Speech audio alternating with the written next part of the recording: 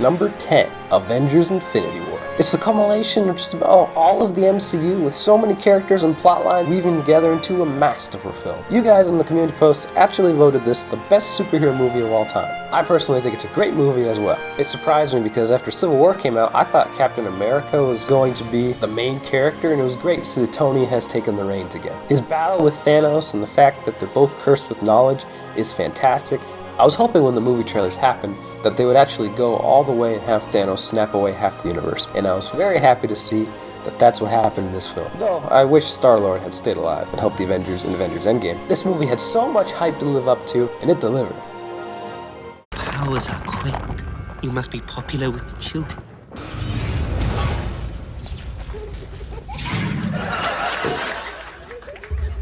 Marcus? Marcus? Oh, he went home. Number 9 is a movie that came out way back in 2005. Taking us all the way back to Gotham streets in a realistic, gritty tone, it's Batman Begins. Nolan really nailed it with this interpretation of Batman, and seeing an origin story of how Batman actually became Batman in live action was really cool. It's also much more of a thought-provoking film, and the more you watch Nolan's Batman movies, the more you appreciate it. The scene where Bruce Wayne has to find a way to get rid of the guests because justice is balanced and Ra's al Ghul is going to burn his house to the ground. And the way he just shows up out of nowhere is really a testament to the power of Liam Neeson, his acting and this character. If you make yourself more than just a man, you become a Superman. No, that's not right. A legend. Yes, a legend.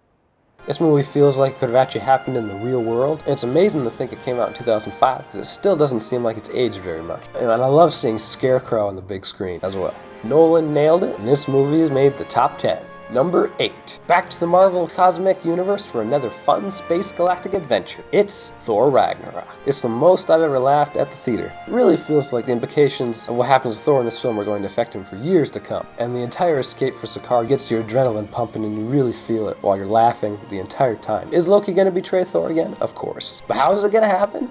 That we don't know. And the fact that Thor actually gets the drop on Loki this time is a very rewarding character arc. Battle between Thor and Hulk, very satisfying fight. And I love how Loki says, "I'm just a huge fan of sport." When the very same thing happens to Thor that happened to him. This movie left me with a smile on my face and ends with setting up some very dark things to come in Infinity War. And anytime you want to have fun or a laugh, just put in Thor Ragnarok.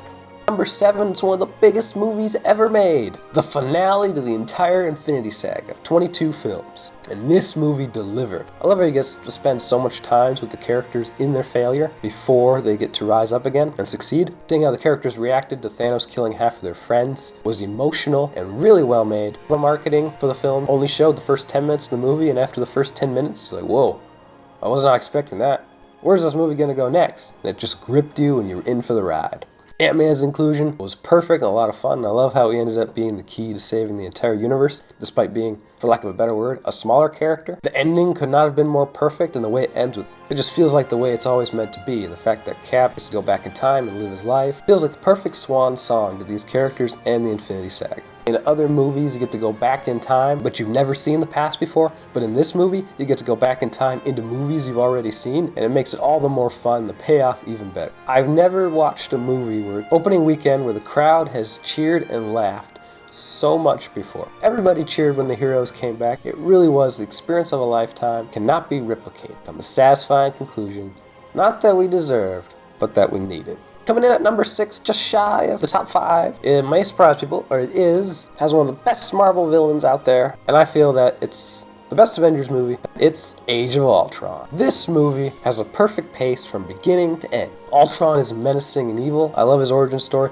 The opening action sequence where they're all battling as a team, which we hadn't really seen before, is incredibly visually stunning. It doesn't stop there. All of the sequences where they assemble just looks amazing. I love Ultron's planned plot. I love what he says. I'm glad you asked that because I wanted to take this time to explain my evil plan. As he knows what the heroes are up to, and he always seems 2 steps ahead of the Avengers. James Spader's voice and the way he handles the character is chilling and amazing. When Iron Man is in the Hulkbuster and he fights Hulk, that fight is one of the best superhero fights ever. Also has a great setup for Avengers Endgame with Cap lifting Thor's hammer. Was he not able to do it? And all in all, this movie just handles the team really well.